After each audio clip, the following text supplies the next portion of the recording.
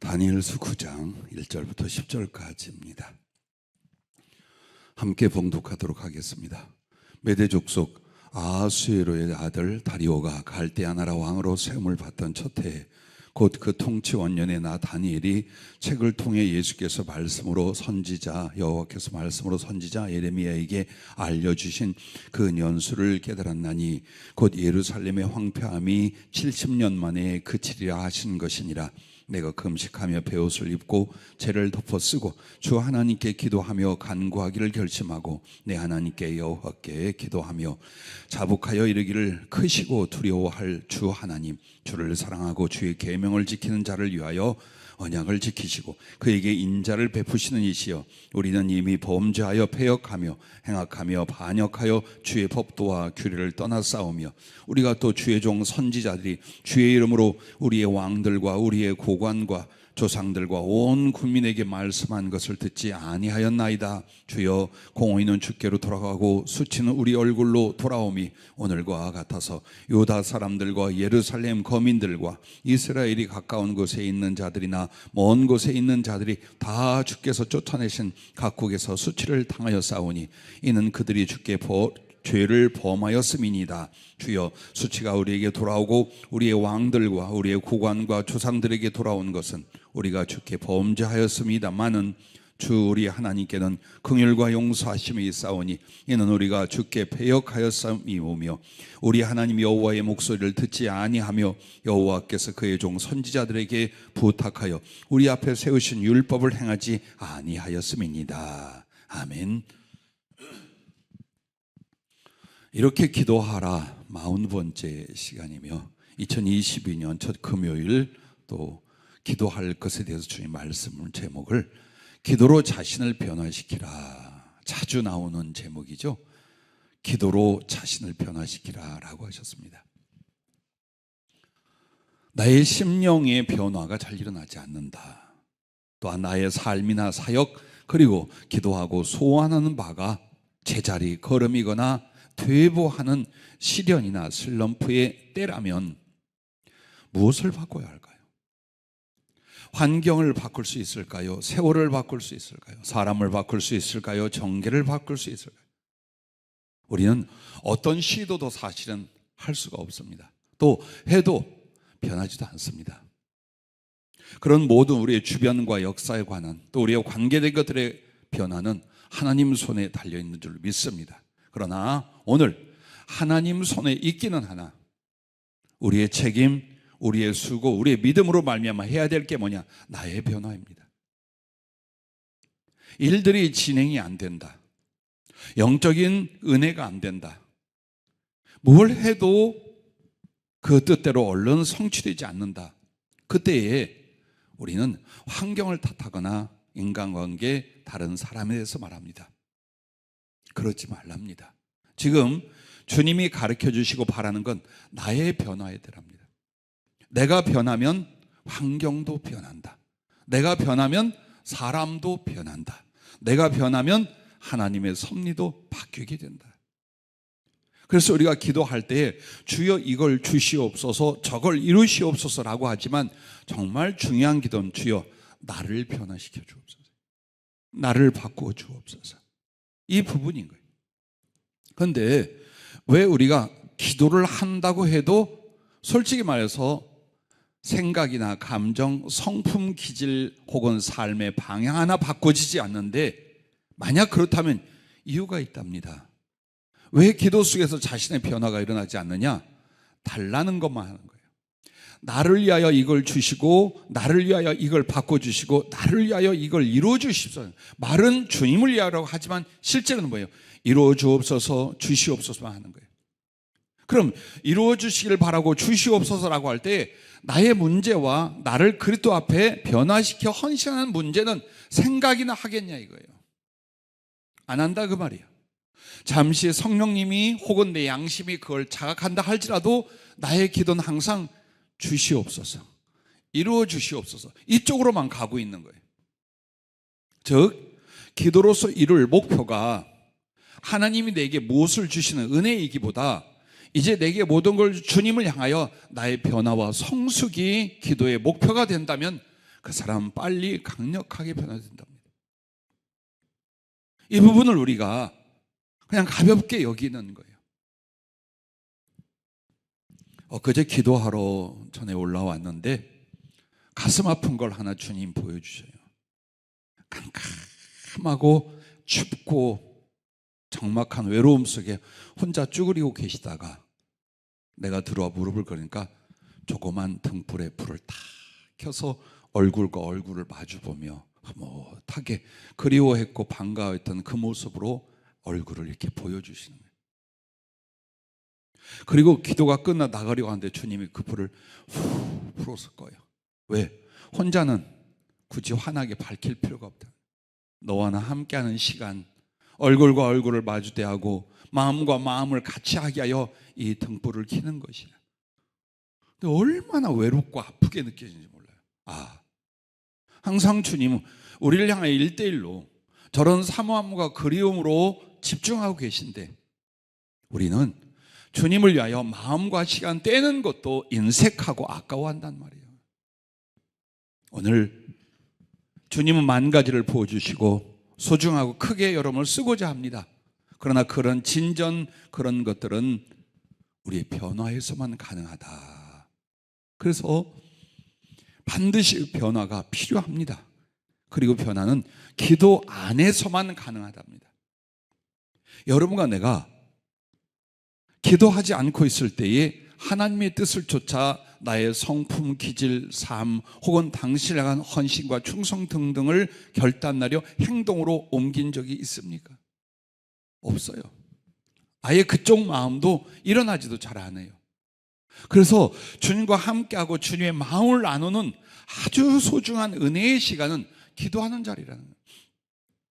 그 기도 자리에서 여러분과 내가 변화될수록 주님과의 관계가 주님이 쓰심이 주님이 또한 우리를 위한 은혜의 변화를 일으켜 주신다는 것입니다. 오늘 본문 말씀은 이스라엘은 기원전 700여 년 전에 망했고 600년 초에 바벨론에 의하여 나머지 유다가 망합니다. 그렇게 해서 끌려왔습니다. 그리고 수십 년이 지났어요. 나라도 없고 여호와 하나님께 예배하던 성전도 없고 그 영광의 예루살렘도 다 화폐되고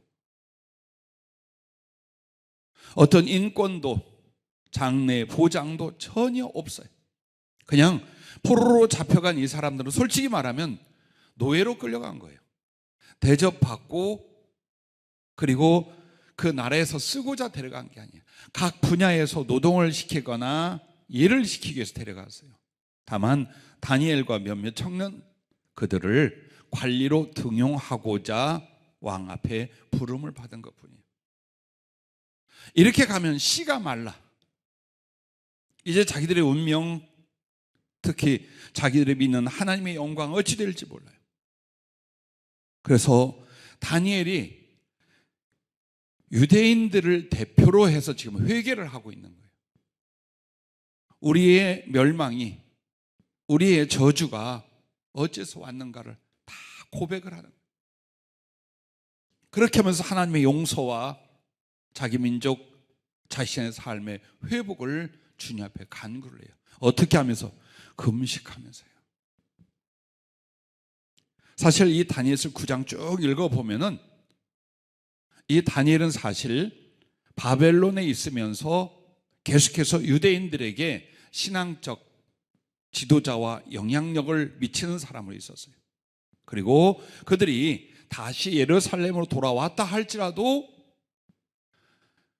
삶의 위치가 바뀌고 고향 땅으로 돌아간 것이 중요한 게 아니라 왜 우리가 버림을 받고 저주를 받았었는가? 그 하나님 앞에 어떤 회복, 어떤 변화를 일으켜야 되는가? 이게 가장 중요한 문제예요. 그렇게 해서 여러 사람에 의하여 글이 작성되고 돌아가면서 보며 공부하고 교훈할 수 있도록 만들어진 글 중에 하나가 다니엘서입니다. 그래서 철저히 다니엘이 고백하고 있는 이유가 그거예요.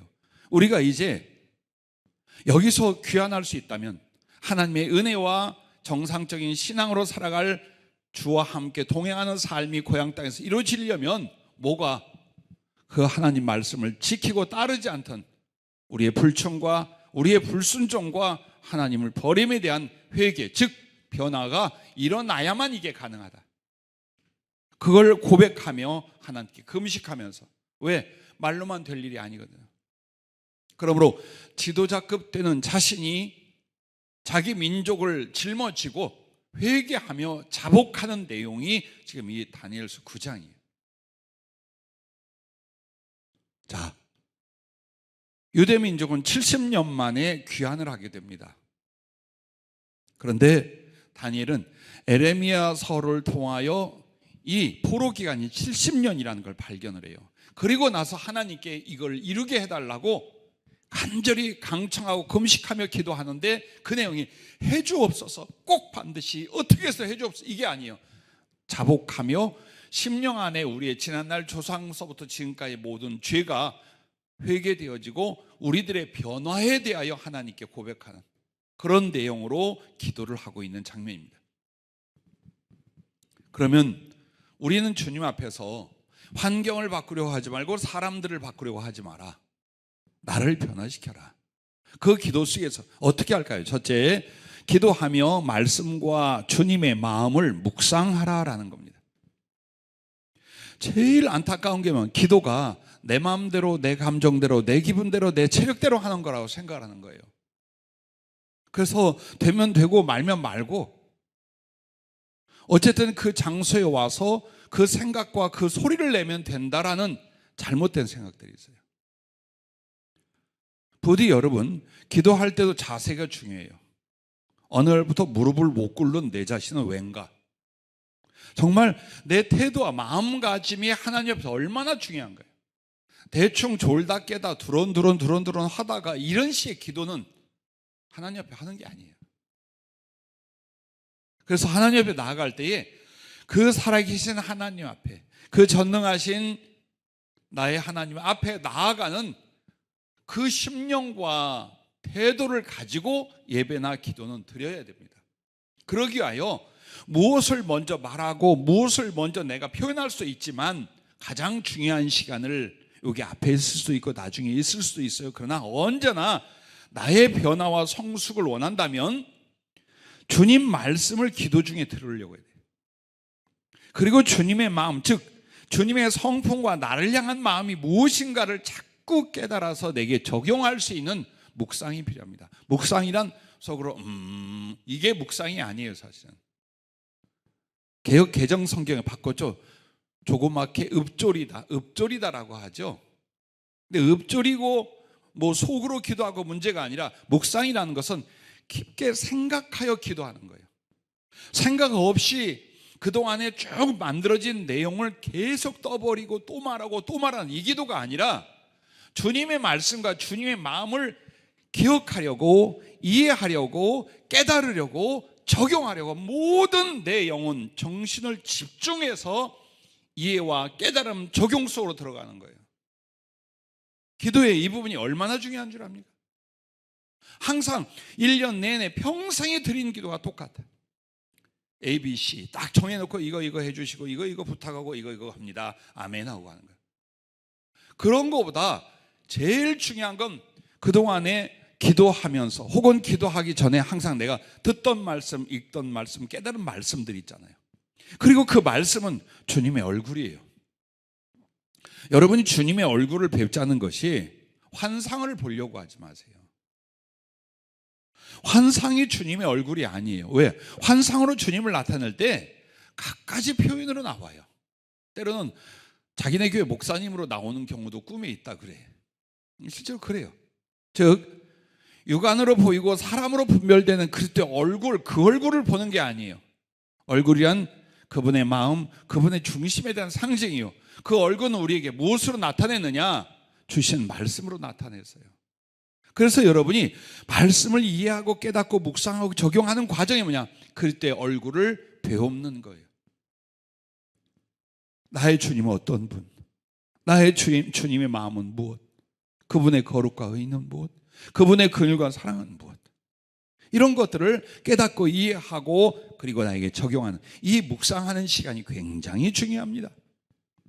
그래서 2절에도 보면 나 다니엘이 책을 통해 여호와께서 말씀으로 선지자 예레미야에게 알려주신 그 연수를 깨달았나니 라고 말합니다. 깊게 기도하고 묵상하며 깨닫는 거예요. 이 시간들이 없으면 여러분의 기도는 항상 같은 말, 같은 감정, 같은 농도로 드려지게 됩니다. 그리고 나는 변화되지 않습니다. 나는 전혀 변하지 않습니다. 나를 변화시킨 건 주님의 영향이에요. 주님의 영향을 내가 받으면 받을수록 신속한 변화, 온전한 변화를 이룰 수 있지만 기도가 주님과의 아주 가장 밀접한 접촉하는 공간과 시간임에도 변화되지 않는다는 건 그분의 말씀과 마음을 내가 전혀 묵상하지 않는다라는 거예요. 아주 순수하게 염려 때문에 나온 것도 아니에요. 두려움 때문에 나온 것도 아니에요. 혹은 혼날까 봐 나온 것도 아니에요. 정말 가장 순수하게 주님을 알려고, 느끼려고, 사랑하려고 그렇게 기도하는 그런 기도는 기도의 목표와 목적이 바로 내가 아니라 주님이 되는 것입니다. 기도가 주님이 목표요, 주님이 목적이 돼야지 나의 필요를 알리고 나의 염려를 알리는 걸로만 끝나버리면 기도는 반쪽이 아니라 10분의 1쪽밖에 안 되는 거예요. 그래서 부디 여러분에게 늘 말씀을 듣고 읽고 성령 안에 깨닫고 했던 것들을 기도 시간에 더욱 집중해서 여기서 주님은 나에게 무엇을 말씀하시며 그분의 마음은 무엇인가? 그게 바로 가장 중요한 기도의 포인트예요. 그래서 이것을 구체적으로 말씀드리면 힘써 주님의 얼굴을 배우려고 하라. 즉 한마디로 그 말씀을 통하여 정말 주님하고 나하고 깊은 친교가 이루어질 수 있는, 이게 아니면 기도 헛거다라고 생각을 해봐요. 한번 정말 살아계신 그분, 영으로 나와 함께 계신 우리 주님을 내가 이만큼도 기도 속에 느낄 수가 없어요. 느끼지 못한다면 사랑할 수가 없는 거예요. 사랑이란 말은 공허한 거짓말이 되고 말아요. 왜? 내가 알지 못하는 분을 어떻게 사랑해요? 그리고 내 앞에 계신 이 인격적 교감이 없는데 도대체 내가 누구하고 사랑을 해요? 기도할 때 정말 주님의 얼굴을 배우는 거 환상으로 봐도 좋아요. 하지만 마음과 마음의 소통, 교제가 일어나기를 정말 갈망을 해야 돼요.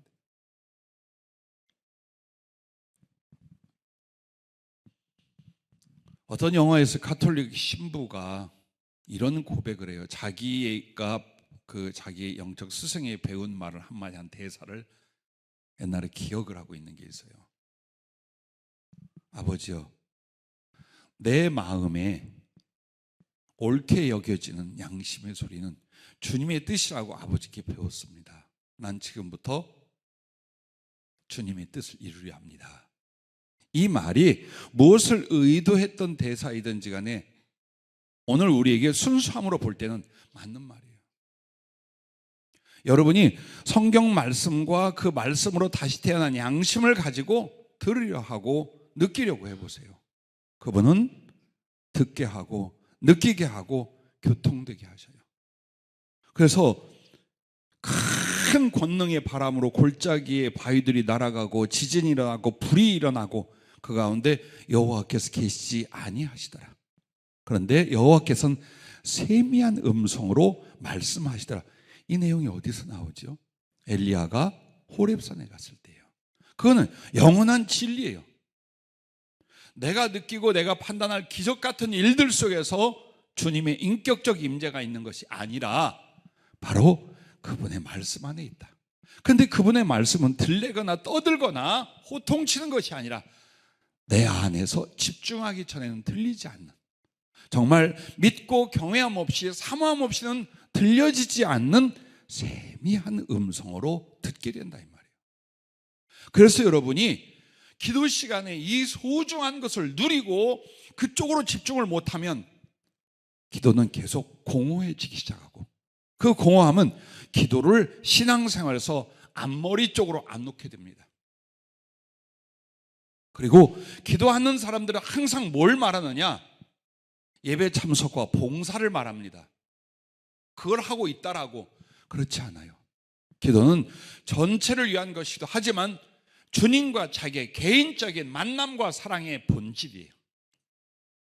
그걸 저버리는 거예요. 그래서 여러분이 정말 주님 앞에 그 말씀과 마음을 묵상할 때 주의 얼굴을 배웁고 그 친밀함을 나누는 거룩한 교제, 인격적인 교통을 목적으로 해서 거기를 집중을 하세요. 그래서 주님으로 하여금 내게 감화하시고 말씀할 수 있게끔 만들어야 돼요, 여러분이. 이 부분을 닫아버리고 이쪽에서 믿음을 안 갖는 사람에게 주님이 좀 들어봐. 나 좀 말 좀 하게. 참나 쟤 좀 봐. 그러신단 말이에요. 그래서 그렇게 주님과 나와의 집중 속에서 인격적인 믿음 안에 교통이 일어나게끔 하는 것, 이것이 중요해요. 두 번째는 말씀으로 주님이 내 마음에 계시게 하는 거예요. 즉 여러분이 아무리 말씀을 깨닫고 성경을 외우고 있어도 그 말씀이 나에게 영향을 주고 나를 지배하고 다스릴 수 있도록 안 하면 주님은 내 마음에 계신 게 아니에요. 주님은 내가 아무리 우겨도 내 마음이라는 곳에는 없어요. 그래서 내 마음은 하나님의 말씀으로 다스려질 때에 주님이 내 안에 계시는 것이다.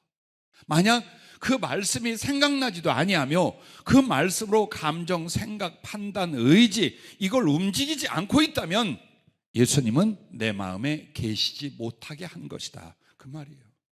그래서 느슨해졌던 나의 생활 속에 주님과 나의 그 관계 속에 기도는 어때요? 바짝 연합하게 만드는 거예요. 무엇을 통하여? 하나님 말씀을 통하여. 그래서 그 말씀으로 말미암아 믿는 만큼 주님이 내 안에 계시고 그 말씀을 깨닫는 만큼 깨닫고 순종하는 만큼 주님은 내 마음에 계셔서 내 하나님, 내 구주, 나를 돕는 나의 사랑으로 함께할 줄로 믿습니다. 세 번째는 성령의 말씀하심을 크게 여기라는 거예요. 이게 바로 기도하며 말씀과 주님의 마음을 묵상할 때에 세 번째 중요한 건 성령은 분명히 말씀을 하게 되어 있어요. 그런데 그 성령의 말씀을 내가 느끼거나 듣고 나서도 잊어버리거나 무시를 하잖아요. 점점점 안 들리게 돼 있어요. 안 들립니다. 성령의 은사의 나타남도 마찬가지예요. 만약 어떤 명령이 있었어요. 복음을 전할 명령 혹은 섬김이나 헌신이라는 명령이 있었어요. 그런데 내가 바빠 혹은 이것은 창피해 혹은 이것은 희생이 많이 따라 하고 무시하잖아요. 그러면 그것이 거듭될수록 성령님은 더 이상 내게 감화하시고 말씀하시고 교통하는 일, 은사를 주사 일을 맡기는 일이 싹 줄게 돼 있어요. 굉장히 줄어버려요. 그래서 여러분은 기적을 체험하며 하나님을 경험하려 하지 말고 나의 속에서 들리는 하나님의 음성을 성령의 음성으로 듣되 그 성령의 감화나 음성을 들었을 때 그것을 아주 존중하고 크게 여기는 거예요. 그걸 해야 돼요. 절대 없이 여기거나 무시하면 안 돼요. 그렇게 하면 할수록 여러분 어때요? 기도하면서 지금 주님의 거룩한 영향력 안에 들어가게 되는 거예요. 나를 바꾸고 변화시키고 성장시키고 능력 주실 은혜의 영향력으로 이렇게 들어가기 시작을 하는 거예요. 자, 그래서 여러분에게 기도할 때에 교회까지 와서 기도하시거나 혹은 집에서 기도하실 때 너무 편하게 기도하려고 하지 말아요. 왜? 몸이 편하잖아요. 정신도 편안해져요. 즉 왔다 갔다 흔들 집중이나 간절함이나 거기에 따르는 감정들이 안 일어나게 됩니다. 그래서 무조건 여러분의 다 무릎을 꿇으라기보단 여러분에게서 가장 간절하고 경건한 자세가 무엇인가? 내가 하나님께 나갈 때 최소한 예배는 이렇게 드리지만 내 개인적으로 기도할 때는 무엇이 가장 주님께 나의 간절함이나 경외함을 표현할 수 있는가를 몸과 마음, 시간을 정하는 거예요. 그렇게 해서 지금 나는 주님 앞에 직접 있다. 이 경외함, 그 거룩한 감각, 이것 없으면 예배나 기도는 절반은 실패해요. 그렇게 해서 기도 속에서 제일 먼저 말씀과 주님 마음을 묵상하는 일로 들어가고 두 번째는 주 앞에서 변화, 성숙, 실천할 것을 정하라는 겁니다. 찾아내야 돼요. 그리고 마음속에 작정을 하셔야 돼요. 그러지 않고는 아무리 기도하고 예배 시간에 참석하고 설교를 들어도 안 바뀝니다. 내용도 기억을 못하는 걸. 내용도 기억을 못하는데 나를 어떻게 바꾸겠어요?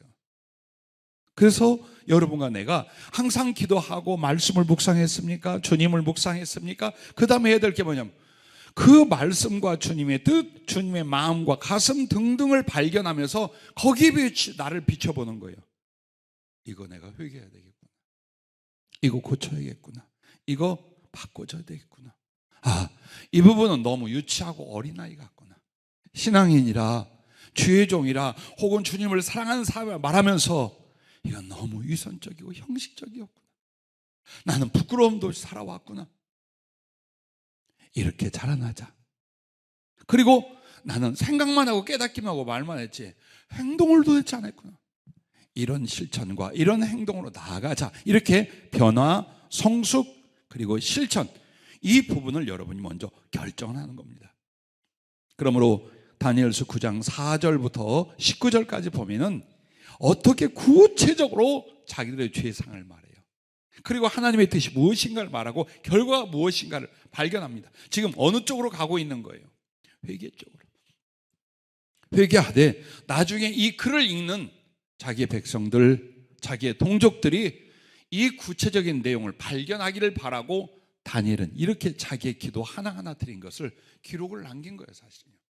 그처럼 우리들도 마찬가지입니다. 기도 안에서 첫째는 거역하고 있거나 불순종의 부분들을 여러분이 찾는 거예요. 내가 하나님 앞에 무엇을 거역하고 있는가? 그것은 십계명일 수도 있고 윤리적인 부분일 수도 있고 혹은 예배일 수도 있고 혹은 심령 상태일 수도 있고 생활일 수도 있고 하나님께 약속한 서원이나 기도에 대한 것도 있을 수 있고 거역하고 불순종하고 있는 부분부터 우리가 먼저 변화시켜 가야 됩니다. 아무리 우리의 처지가 이렇고 상황이 이렇음에도 변명을 하잖아요. 그럼 여러분과 나는 절대 변화가 안 됩니다.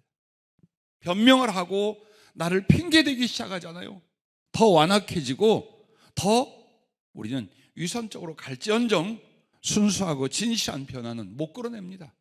그래서 죄는 죄로, 잘못은 잘못으로, 거역은 거역으로, 불순종은 불순종으로 내 양심 안에서 하나님께 드러내야 합니다. 기도 속에도 그걸 못한다면 나의 삶 속에서는 내가 회개나 변화를 이룰까요? 절대로 못 이룹니다. 그래서 이런 부분에 대해서 크든 작든 내가 어떻게 인식을 하고 있었든 다 찾아내고 이걸 바꾸고자 하는 겁니다. 두 번째는 영성과 인격의 성숙 부분이에요. 자라나지 않는 것, 즉 성숙되지 않는 것이 얼마나 하나님께 아픔을 드리며 우리에게 고통과 실패를 가져오는가를 우리가 인식하고 믿음 생활을 하셔야 합니다.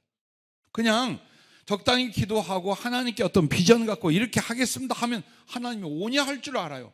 그러지 않아요.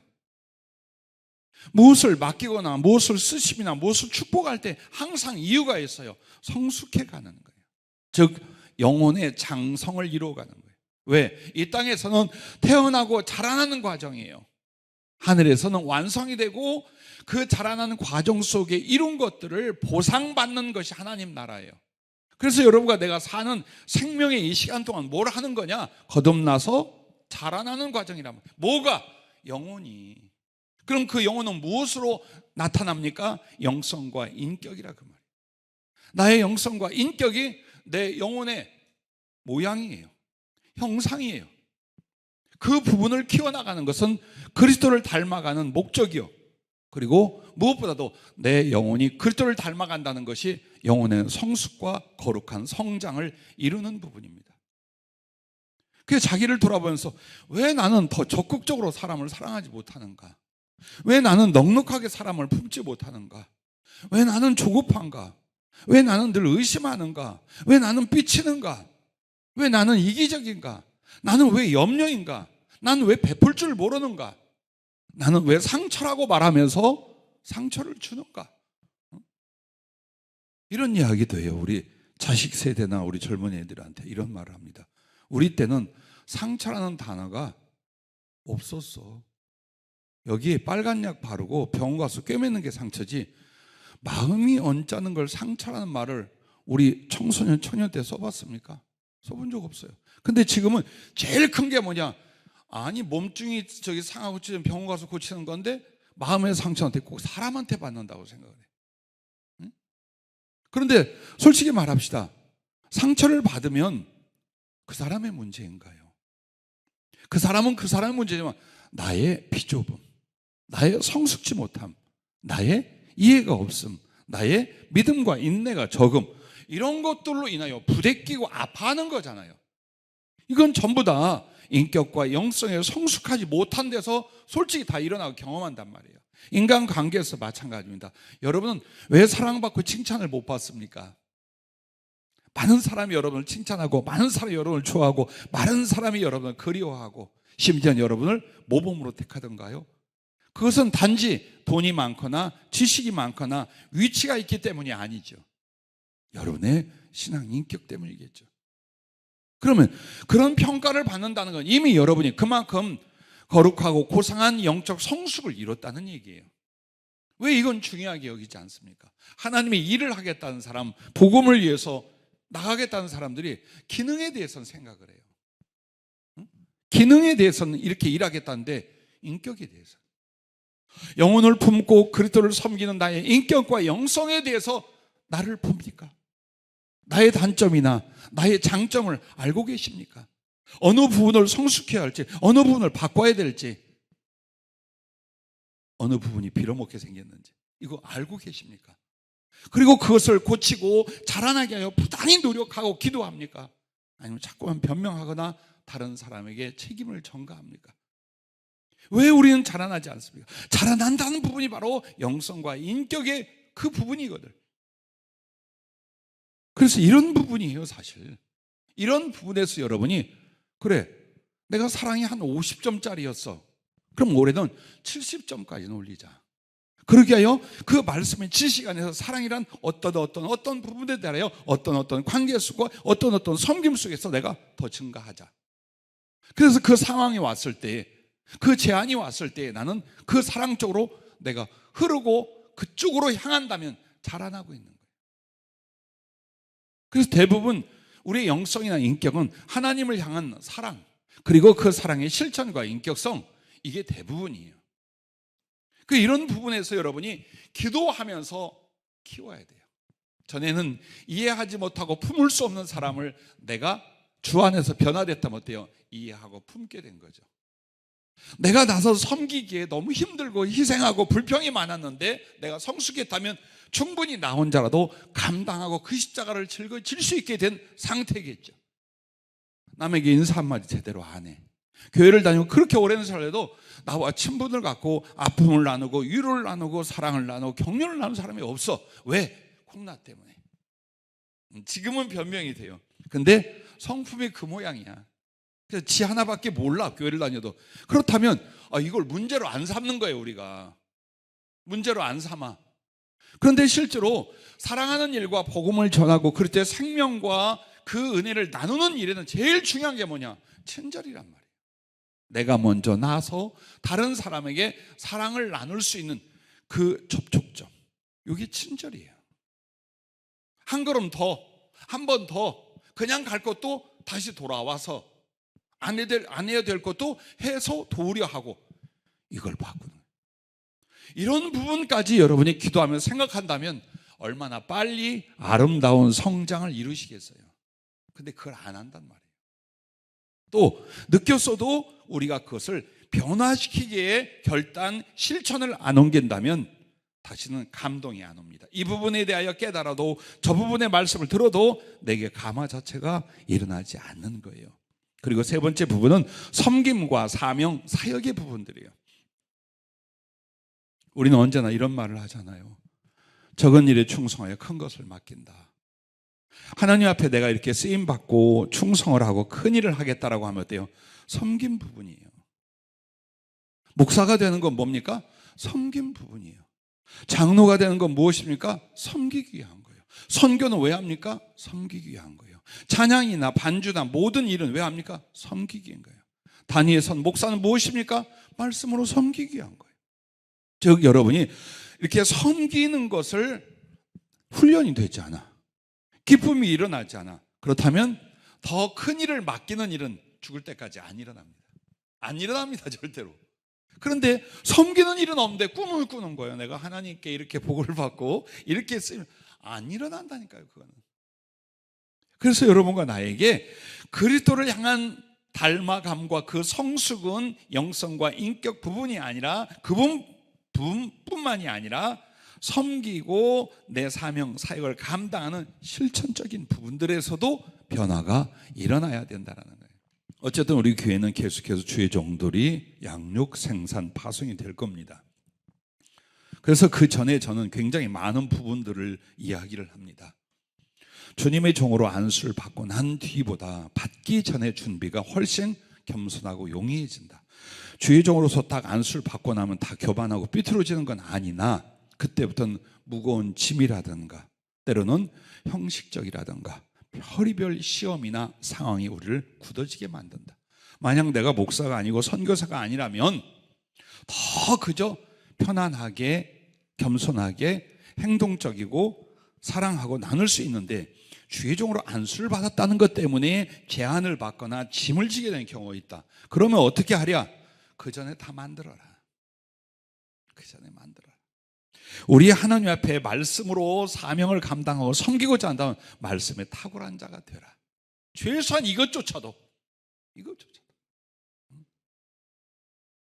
자, 영혼을 구원하고 양육하고 변화시킬 때는 성령으로밖에 안 됩니다. 그러기 위해 내가 더욱 성령에 감화되고 순종하고 사로잡히기를 위하여 전심전력하는 겁니다. 그리고 위대하고 큰 사역하기 전에 아주 사소하고 작은 일을 찾아 정말 정성껏 사랑으로 하는 겁니다. 이 과정이 없이는 크고 중한 사역을 이뤄낼 수 있도록 하나님이 맡기시지도 않지만 이뤄내지도 못하게 됩니다.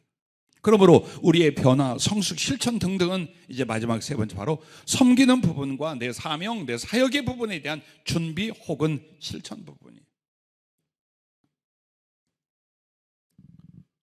내가 한번 우리 여자 전사님들한테 몇 년 전에 그런 얘기를 했어요.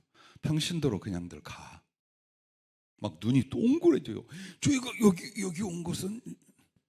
그래서 그때 아픈 말 한 말 해서 왜 목사 되려고 하는데? 응? 목사 왜 되려고 그래? 목사 되고 나면 복잡해. 진짜 힘들고 어려워. 그거 왜 되려고? 평신도로는 그 일 못하나? 일부러 그랬어요. 자극을 주려고.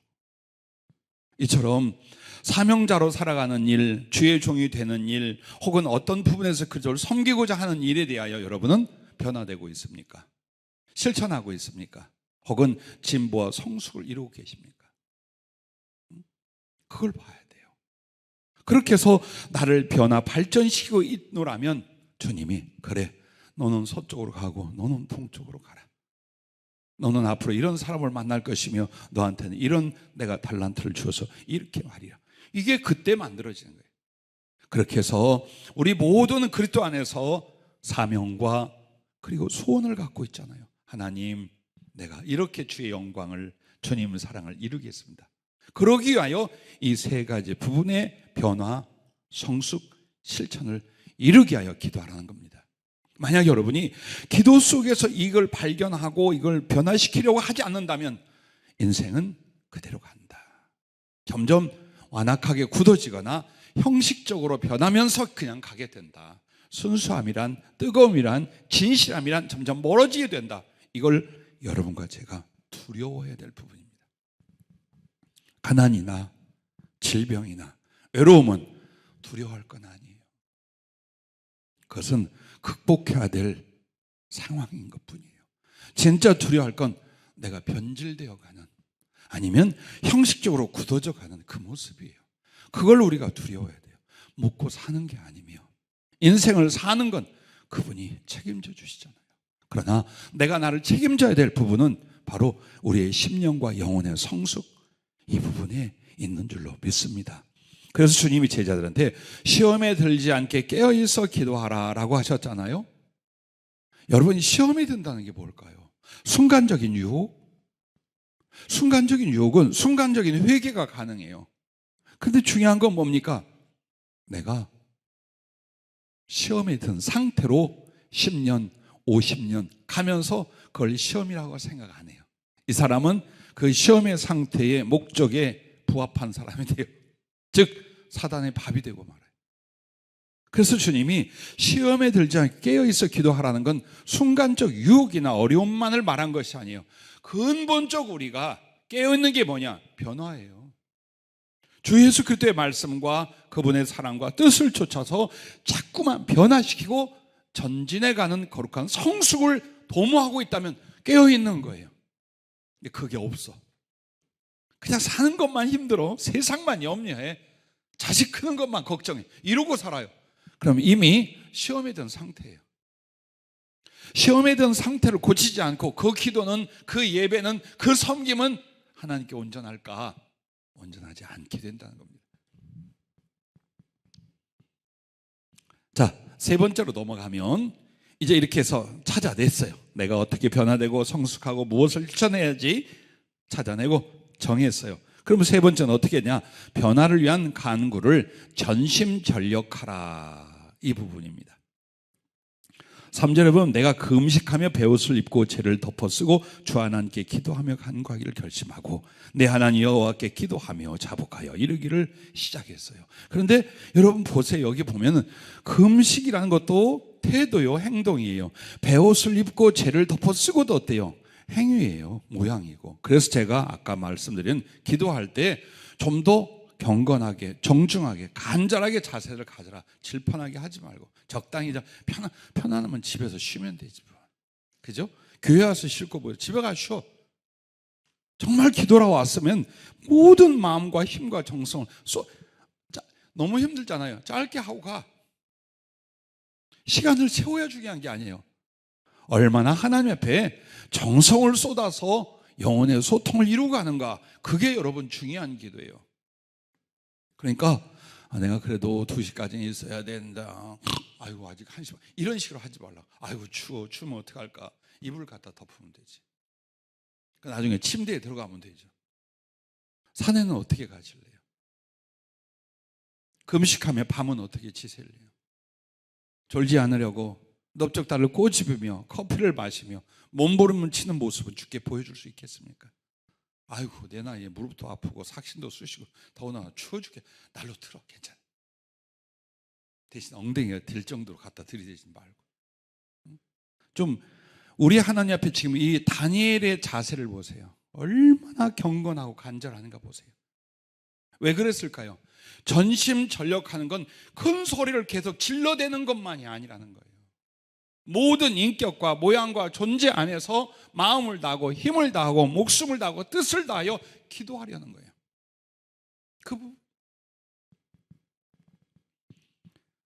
그러기 위하여 첫째, 사랑과 두려움으로 전심전력하여 기도하라. 즉 기도할 때 여러분은 이렇게 방향이 있어요. 나를 주관케 하는 방향이 있는데 그 방향이 뭐냐? 이것이 더 사랑하는 것인 거예요. 그리고 하나님을 두려워하는 부분이에요. 내가 이렇게 기도하는 이유는 주님을 더 사랑하기 위해서. 근데 이것을 이렇게 변화시키려고 하는 건 그렇게 안 하면 안 돼. 이 하나님, 이 어미하시고 정확하시고 진리로 판단한 하나님 앞에 내가 이 모양 이대로 갈 수는 없어. 이게 경건이고 두려움이에요. 이 마음하고 하나는 어떻게 하든지 주님을 더 기쁘시게 하고 이 몸부림이 주께 사랑으로 비춰지길 바라는 마음, 이 두 가지가 필요해요. 전심전력은 그냥 에너지를 끌어모으는 게 아니에요. 운동하러 나가서 힘쓰는 게 아니에요. 생각이 있어야 돼요. 그 생각이 바로 한마디의 기도도 어떤 자세에도 이걸 통하여 여러분은 주님 앞에 사랑으로 비춰지고 사랑으로 드려질 것인가를 보는 거예요.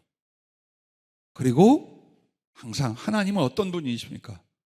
내가 함부로 대할 분이 아니다. 마음으로도 행동으로도 함부로 대할 분이 아니야. 그래서 당신께 대한 두려움과 사랑 이 두 가지를 가지고 우리는 어때요? 전심전력하여 기도하는 것입니다. 두 번째는 말씀의 깨달음과 순종의 심령을 위해 전심전력으로 기도하는 겁니다.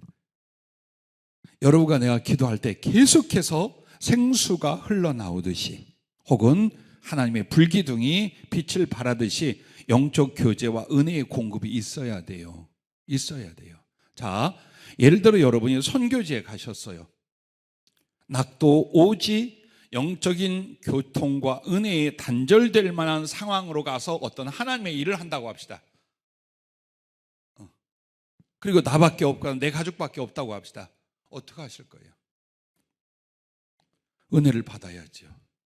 즉 나는 어디에 가서 어떤 상황에 있든지 진리 안에서 은혜의 공급을 받을 수 있는 영적 능력은 만들어 갖고 살아야 된다, 그 말이에요. 주의 종이나 사명자로 가시려면. 아니면 주는 거 이렇게 떠먹이는 거 먹고 살아야 돼요.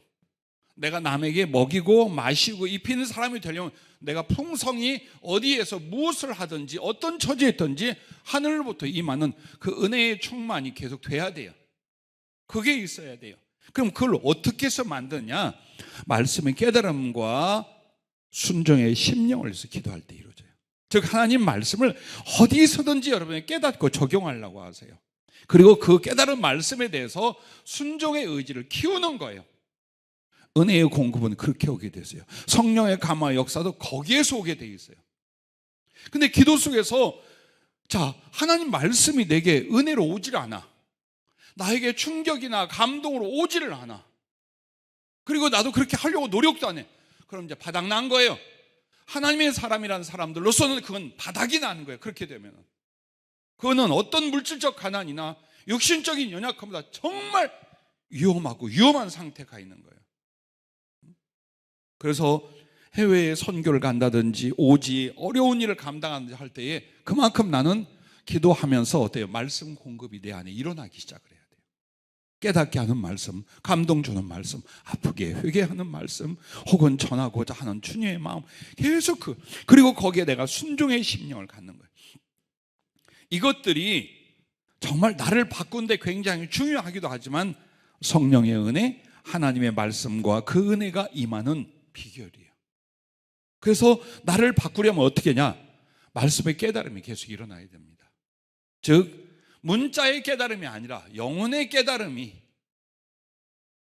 거룩한 도전이, 그래서 내가 결단을 내려 그 말씀을 잡고 그래 이게 믿음이지, 그래 이렇게 하면 되는 것이지 라는 순종의 심령, 순종의 적용이 일어날 때 버릴 걸 버리게 되고 이길 걸 이기게 되고 넘어설 걸 넘어서는 변화가 일어나게 될 줄로 믿습니다. 세 번째는 성령의 도우심을 믿고 전심전력으로 기도하라는 거예요. 즉 여러분과 내가 어떤 문제나 성품, 습관 등에 대하여 포기하고 있는 게 있어요. 그건 안 돼. 해보려고 해갖고 기도할 만큼 해서 안 돼. 그건 안 바뀌더라. 그리고 내가 안 바뀌니까 처지도 안 바뀌는 나도 알아요. 설교 그렇게 안 해도 나도 알아요. 그리고 퍼져. 부자 청년이 주님께 나왔어요. 그랬다가 기가 막혀 가버렸죠.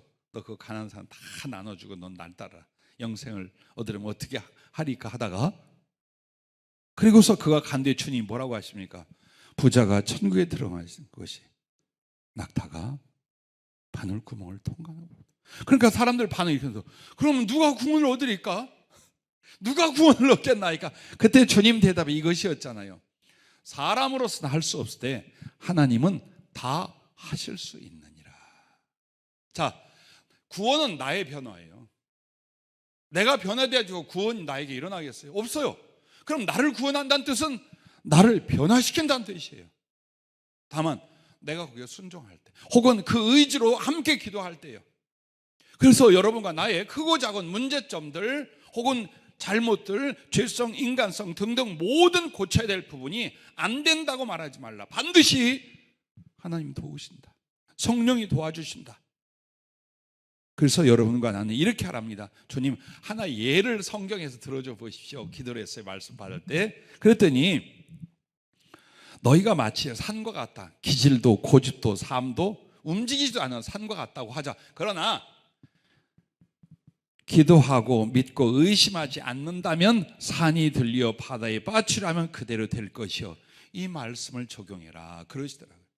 즉 그것은 우리의 환경의 기적만이 아니라 나 자신의 변화의 기적도 그 말씀이 있다는 걸 잊지 말랍니다. 내가 정말 성령이, 하나님 말씀이, 그분이 나를 도와서 주 뜻대로 나를 이렇게 바꿔줄 거라고 확실히 믿는다면 바뀐답니다. 성령으로 바뀌게 되어 있답니다. 그런데 대부분 보면 어때요? 못 버려. 이거 버리고 나면 무슨 재미로 살아? 혹은 너무 큰 희생이야. 그렇게 어떻게 예수 믿고 살아? 혹은 이렇게 말합니다. 사람은 다 그렇지. 우리 목사님도 내가 보니까 별거 다 있던데 뭐 기질도 있고 성품도 있고 덜렁대고. 아이고 그래 그런 거 본받아라. 정말 여러분과 내가 주 안에서 목표를 정하고 기도하면서 믿음이 있어야 돼요. 이거 고쳐야 되고 고칠 수 있어. 성령이 도와주실 거야. 자, 여러분과 내가 아는 것 중에 겟세마네 동산에 주님이 기도할 때에 천사들이 나와서 힘을 돕더라고 나오죠. 주님은 피를 쏟으며 기도했어요. 그 부분이 무슨 부분이야? 바뀌지 않는 부분이었어요. 왜? 사람의 성정을 그대로 가지셨어요. 그래서 인간의 고뇌, 인간의 두려움, 인간의 그 고통과 괴로움. 왜? 단지 십자가에 달리시기 위하여 고문을 당하고 매를 맞고 그리고 양쪽 손목과 발목에 못 박혀, 이게 아니잖아요. 산채로 지옥이 부어지게 되어 있어요. 아버지하고 분리가 되게 되어 있어요. 세상 창조 이래 없었던 너무나 절망적이고 고통스럽고 괴롭고 수치스러운 일이 일어나게 되어 있어요. 그걸 아신단 말이에요. 근데 지금 당신은 하나님의 모든 것으로가 아니라 한 인간의 심정, 인간의 약함을 고스란히 안고 느끼고 있는 상황이란 말이에요. 그래서 거기서 피를 쏟고 기도한 게 뭡니까? 아버지요, 이 잔이 내게서 지나갈 수만 있다면 지나게. 이게 본심이었다 이 말이에요. 이게 주님의 사람인 예수의 본심이었어요. 근데 그분이 뭘 기도합니까? 그러나 아버지요, 나의 원대로 마옵시고 아버지의 원대로 되기를 원하나이다. 이 부분이 이제 당신의 변화를 위하여 목숨을 걸고 기도하는 부분이었어요. 어느 정도까지? 모세혈관이 터져서 피가 쏟아져 나오기까지 기도한 거예요. 우리가 그렇게 기도한다면, 우리가 그렇게 목숨을 걸고 전심으로 기도한다면 우리 또한 기적이 안 일어나겠습니까? 우리 또한 하나님의 권능의 역사가 일어나지 않겠습니까? 그러나 그렇게 기도하는 것보다 미리 마음속에 이건 안 돼, 이건 할 수 없어 라고 패배를 갖고 한다 그 말이에요. 그러므로 여러분과 나는 성령이 도와주시면 할 수 있다. 하나님의 일도 할 수 있지만 나의 변화도 이뤄낼 수 있다. 기적을 이루시는 하나님은 외적인 상황만이 아니라 나의 영혼과 심성 안에서도 기적을 이루실 수 있다. 이걸 믿고 전심전력으로 기도를 하라고 했습니다. 그러므로 절대로 나의 변화를 위한 기도는 포기하지 말 것이요, 변화를 또한 작게 일어난다 할지라도 매우 기뻐할 것이요, 그리고 이렇게 내가 변화되어 간다면 성령 충만이라는 어마어마한 하나님의 은혜와 선물에 들어갈 것을 기대하라라고 하셨습니다. 그러면 끝으로 도우시는 하나님, 이렇게 우리가 우리의 변화를 위하여 기도하며 만들어갈 때 하나님은 어떻게 도우십니까? 20절부터 24절 말씀에 보면은 내가 이같이 말하여 기도하며 내 죄와 내 백성 이스라엘의 죄를 자복하고 내 하나님의 거룩한 성을 위하여 내 하나님 여호와 앞에 간구할 때 곧 내가 기도할 때 이전에 환상 중에 본 그 사람 가브리엘이 빨리 날아서 저녁 제사를 드릴 때 즈음에 내게 이르더니 내게 가르치며 내게 말하여 이르되 다니엘아 내가 이제 내게 지혜와 총명을 주려고 왔느니라. 자, 곧 네가 기도를 시작할 즈음에 명령이 내렸으므로 이제 네가 내게 알리러 왔느니라. 너는 크게 은총을 입은 자라. 자, 가브리엘이 직접 찾아왔어요. 그리고 이제 하나님의 깨닫게 하심과 이루실 일들을 그에게 가르쳐 주기 시작을 했어요. 우리는 우리의 기도에 대해서 절대로 후회하게 안 하신다. 그냥 무너지게 안 하신다. 헛되게 안 하신다 그 말이에요. 내가 더군다나 말로만 기도한 게 아니에요. 주님을 향한 나의 사랑과 믿음, 충성을 위하여 변화를 일으켰어.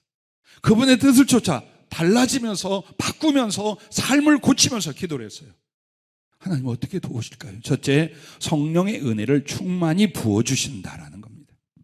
그렇습니다. 여러분 가끔 그 성령의 수술 이야기를 여러분들이 하고 경험도 하고 계시죠? 근데 몸에는 의미가 없어요. 내가 이 동작을 하면 어떤 뜻이 있습니까? 많이들 물어봐요. 근데 그건 관심 갖지 말아요. 사람의 영혼은 육체와의 연결점이 뇌예요. 뇌의 신경세포들 조직입니다. 그래서 만약에 영적인 것이 육신을 거쳐서 이쪽 영으로 전달을 강력하게 이루려면 뇌가 그 전도체 매개체가 돼요. 그래서 뇌에 어떤 하나님의 변화적 수술 같은 게 일어나요. 그렇게 되면 이 사람에게 영적인 것이, 즉 하나님의 것이 이 사람의 몸과 영 안에 들어오게 해요. 그런데 이게 제일 중요한 게 어떤 부분이냐? 영혼의 부분, 심령의 부분의 변화, 수술이 일어나기 시작해요. 즉, 그 사람이 예전에는 넘어서지를 못해. 하나님의 뜻이요, 더 주를 사랑하는 부분을 알면서 넘어서지 못하나, 성령의 수술이라는 게 뭐냐면 이걸 넘어서게 하는 거예요. 내가 주를 위해 왜 못해? 이게 주의 길이라면 내가 왜 못 가겠는가? 죽음, 왜 내가 그걸 못 맞이하겠느냐? 내가 그리스도를 만나고 그분을 배우러 간다면 내가 죽을 때 그냥 죽겠는가? 복음을 위해 죽는다. 이거 가르쳐서 만드는 게 아니라 외워, 따라서 해서 되는 게 아니에요. 하나님의 성령이 내 마음을 수술하셨어요. 심령의 수술 일으키신 거예요. 위의 것, 염려의 것, 삶의 것이 아니라 주 예수 그리스도와 그분과 사명과 그 나라를 위하여 나의 가슴을 바꾸기 시작한 역사가 일어나는 거예요. 그 사람들이 순교까지 하는 거예요. 그래서 결국 내가 변화되지 않는 건 그 변화될 내용으로 기도하지 않기 때문이요. 또 작은 변화를 일으키지 아니함으로 말미암아 성령의 큰 도우심이 나타나지 않기 때문이다. 그러나 나의 작은 몸부림과 기도에도 성령의 은혜를 부어주셔서 성령의 수술이 우리 안에 심령과 삶의 변화를 일으키게 만든다라는 것입니다. 그리고 실제로 여러분이 기도할 때에 천사들이 다 와서 도와요. 눈으로 안 봐도 주님에게만 그렇게 한 게 아니에요. 다니엘에게도 했어요. 그리고 자주 보여줘요. 여러분에겐 개별적인 수호 천사들이 있다는 건 그건 누구나 알 거예요. 그러면 그들이 하는 일 중에 더 적극적이고 열심 하나님의 은혜를 나눠줄 때가 언젠가요? 예배 드릴 때고 기도할 때예요. 기도할 때예요. 그때 여러분의 마음을 다하고 힘을 다하면 천사가 무엇을 의지하여? 성령님을 의지하고 성령님의 지시와 선물을 가지고 여러분을 돕기 시작하는 거예요. 그 체험을 해야 돼요. 오살리 금식기도원에 갔었을 때입니다. 수십일을 금식하는 중에 너무 힘이 들고 지쳐서 포기하고 싶었어요. 정말 죽을 것 같았어요. 그리고 남는 시간은 그 묘지에 있는 데 가서 전심철. 어느 날 갑자기 힘이 막 솟기 시작하는 거예요. 날아갈 듯한 가슴 속에 주님을 향한 사랑과 설레임이, 그리고 육체적인 힘이 막 솟는 거예요. 이게 어찌된 일인가 보았더니 하얀 독수리가 산 꼭대기에 이렇게 와서 내 옆으로 쫙 내려앉는 걸 보여주죠. 그리고 그 독수리가 나에게 무엇인가를 덮어주기 시작해요. 그러자 심령과 육체에 힘이 나기 시작하는데요. 거뜬히 그 금식기도 전체를 마쳤어요. 그리고 이후에 무엇인가를 했어요. 그랬더니 물론 천사예요. 맞아요. 성령으로 말미암아 도운 천사가 왔는데 그 독수리 상태의 모습이 무엇이냐? 중보 기도를 쫓아왔던 도움이었답니다. 즉 하늘과 땅에서 나의 기도와 같이 기도하는 분들의 그 기도가 그 영을 보내어 내 영육에 힘을 줘서 그 금식 기도를 마치게 하는, 이렇게 특별한 경험도 있지만 매 순간마다 여러분은 마음을 다하고 힘을 다해 기도할 때마다 주의 천사들이 뭐라고 있겠어요? 뭐 하나 보죠. 아니요. 한 번은 집사람이 십수년 전에 나한테 점검을 받은 내용이에요. 같이 우리가 막 철회 기도를 하는데 어떤 사람이 엉덩이 번쩍 들고 머리 숙이고 이제 졸고 있는 거예요. 그럼 귀신들이 와가지고 미끄럼을 타더랍니다. 엉덩이에서 머리까지 쪼르륵 타더래요. 근데 또 누군가는 몸부림쳐 기도하는데 천사들이 어깨를 붙잡고 손을 붙잡고 일으키고 밀고 주물고 땀을 함께 흘리더랍니다. 정확하다 그랬어요. 그거 맞아. 즉 여러분의 기도 때는 영적 싸움이 일어나요. 내가 여러분들에게 와서 기도하는 것만 해도 얼마나 귀해요. 그러나 정말 마음을 다하고 힘을 다해서 집중을 안 하면 그 기도 그냥 하게끔 두겠어요? 엉망되게 만들어요. 그 만들게 돼 있어요. 아예 차단을 하려고 그래요. 대신 이기는 기도로 들어가면 얼마나 많은 하나님의 역사, 성령의 도우심이 일어나는가를 여러분이 경험하게 됩니다. 그리고 기도할 때 그렇게 성령이 나를 수술하고 바꿨죠? 그 다음에 떠나는 게 아니에요. 그만큼의 성령의 충만함, 그만큼의 성령의 충만함이 더해지는 거예요. 그 과정을 통해 여러분은 성령의 충만이나 은사나 능력 세계로 들어가는 거예요. 근데 그 과정이 없는 사람은 어때요? 맛을 몰라. 은사가 그냥 안수 한 번 받아서 오는 거 아니에요. 그냥 조금 작전, 무언가 여러분 스스로를 주 예수 그리스도를 향하여 변화 단계를 높여 들어갔을 때예요.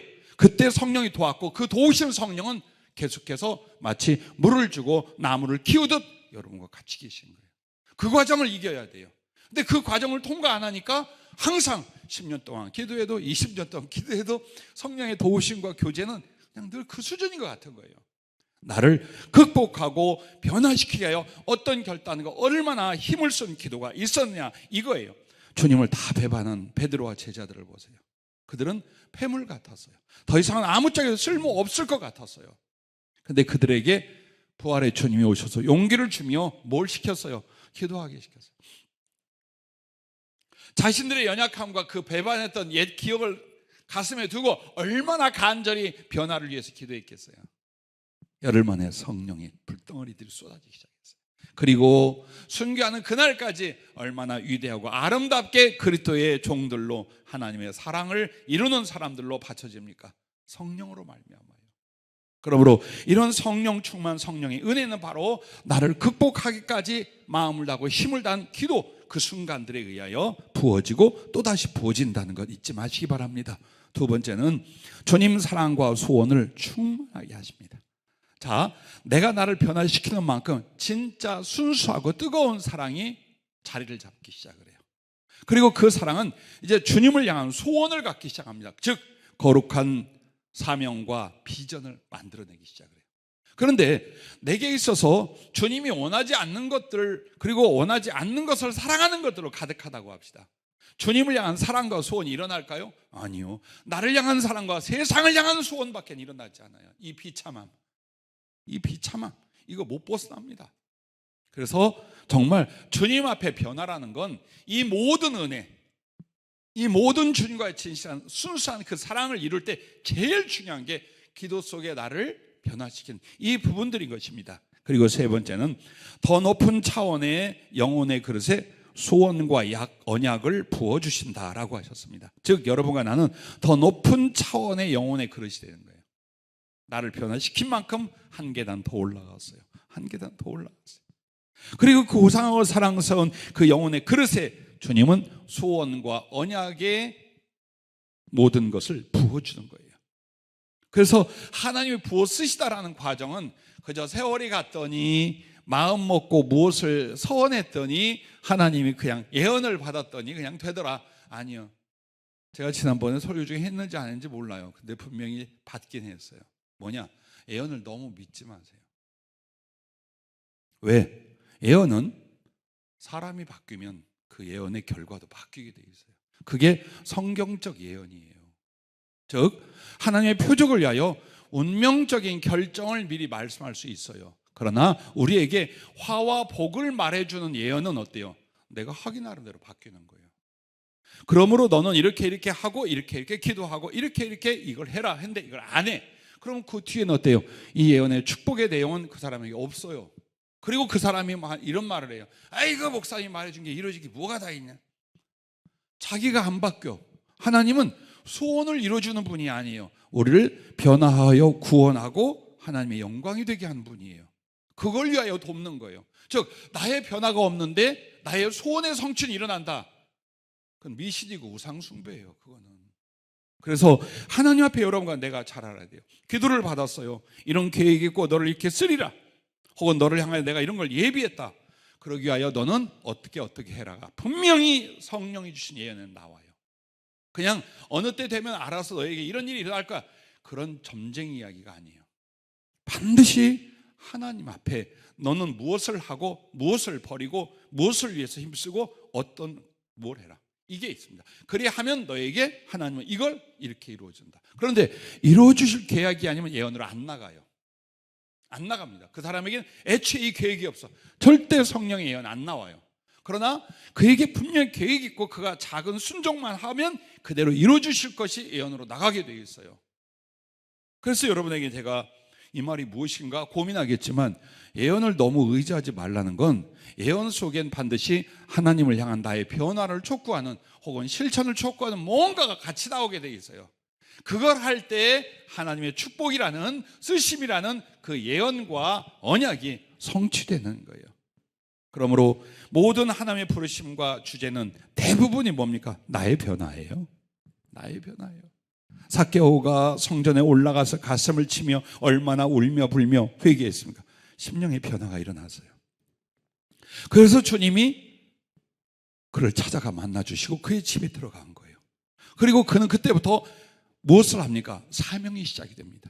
하나님을 사랑하고 영혼들을 사랑하는 그 사명이 시작이 되는데, 그게 바로 악착같이 벌어모았던 생명 같고 영혼보다 소중했던 그 재물들을 가난한 사람과 억울한 사람들에게 나눠주는 일이었어요.